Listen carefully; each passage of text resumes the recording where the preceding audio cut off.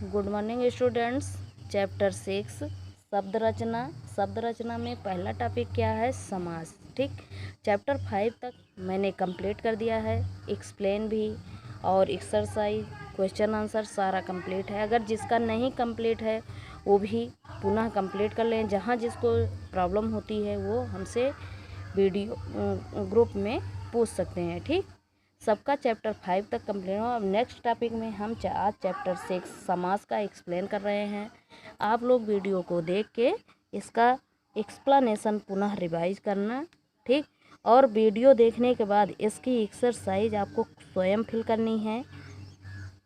अगर नहीं समझ में आते हैं, जहाँ जिसको कोई प्रॉब्लम होती है वो मुझसे पूछ सकता है। ठीक, नवीन शब्दों की रचना करने के लिए जिस प्रकार हम किसी पद में उपसर्ग या प्रत्यय जोड़ देते हैं, उसी प्रकार किन्हीं दो पदों को भी आपस में जोड़कर नए शब्द बनाए जा सकते हैं। जैसे विश्राम गृह, इस शब्द में दो पदों को मिलाया गया है। इसमें पहले और दूसरे अर्थात विश्राम और गृह दोनों संज्ञा पद हैं। दोनों को मिलाकर एक नया शब्द विश्राम गृह बनाया गया। समास, समास का अर्थ है संक्षिप्त करना। जैसे माता और पिता का संक्षिप्त रूप है माता पिता।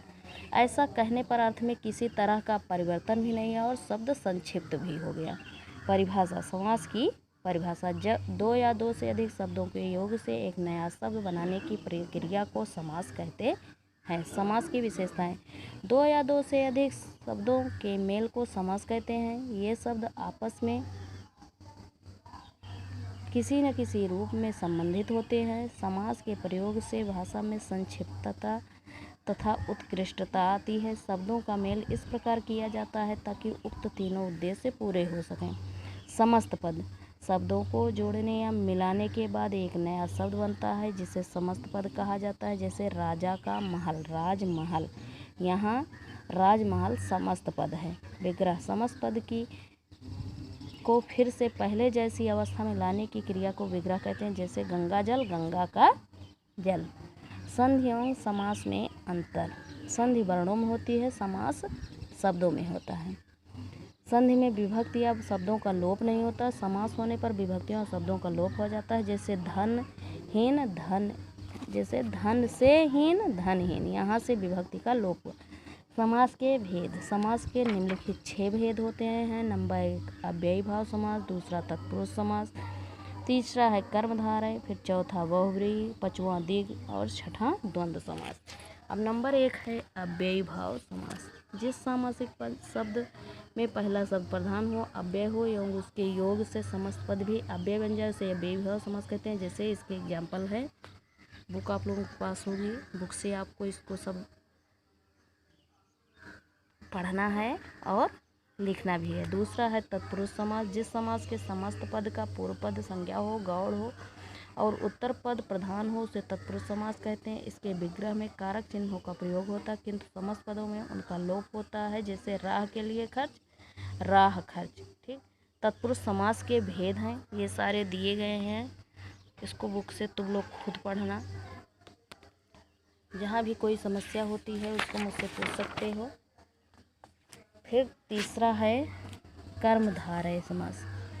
जिस समस्त पद का उत्तर पद प्रधान हो तथा पूर्व पद एवं उत्तर पद में विशेषण विशेष अथवा उपमान उपमेय का हो उसे कर्मधारय समास कहते हैं। जैसे विशेषण विशेष, महान है जो आत्मा, महात्मा, नीला है जो गगन, नील गगन, पीत है जो अंबर, पीतांबर, कनक के समान लता, कनक लता। ठीक, सारे एग्जाम्पल हैं, बुक से आपको पढ़ के लिखकर याद करना है।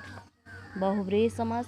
जिस सामासिक पद में दोनों पद प्रधान न हो परंतु समस्त पद किसी और ही का अर्थवाचक हो उसे बहुव्रीहि समास। जैसे नीले कंठ वाला, नीलकंठ शिव, 10 मुख वाला, 10 मुख रावण। फिर है 5वां द्विगु समास। जिस समास पद का उत्तर पद प्रधान होता है पूर्व पद संख्यावाची है, मतलब जिस पद में जो है पहला पद संख्यावाची हो उसे हम द्विगु समास कहते हैं। जैसे पंचतंत्र, 5 तंत्रों का समूह, चौराहा, 4 राहों का समूह, 2 पहरों का समाहार, 2 पहर। ठीक, फिर द्वंद्व समास, अन्न और जल, जिसमें जो है क्या है, नहीं, द्वंद्व समास की डिफिनेशन, द्वंद्व का अर्थ है दोनों। जिस समास में दोनों पद प्रधान हो उसे द्वंद्व समास कहते हैं। इस समास में शब्दों को मिलाने वाले समुच्चयबोधक और, तथा, एवं, व का लोप हो जाता है। जहाँ ये हो वहाँ पे द्वंद्व समास होता है। अन्न और जल, अन्न जल, सुख और दुख, मतलब जिसमें डैश होता है वो जो है द्वंद्व समास होता है। अब कर्मधारय और बहुव्रीहि समास में अंतर। कर्मधारय में समास पद का एक पद दूसरे पद का विशेषण होता है। इसमें शब्दार्थ प्रधान होता है, जैसे त्रिलोचन, तीन लोचन। बहुव्रीहि में शेष का अंतर नहीं होता, फिर वह समस्त पद ही किसी अन्य संज्ञाद का विशेषण हो। इसके साथ ही इसमें शब्दार्थ गौड़ और कोई विभिन्नार्थ ये प्रधान हो जाता है, जैसे त्रिलोचन, तीन है लोचन जिसके, अर्थात शिव। ठीक, यह चैप्टर भी कंप्लीट हो गया है। इसको आप लोग वीडियो देख के इसका एक्सप्लेनेशन पुनः रिवाइज करना। उसके बाद इसकी एक्सरसाइज खुद से तुम लोग करना, और क्वेश्चन आंसर जहाँ भी समझ में नहीं आता है आप मुझसे ग्रुप में पूछ सकते हैं। करना आपको खुद से ही है। Thank you, have a nice day.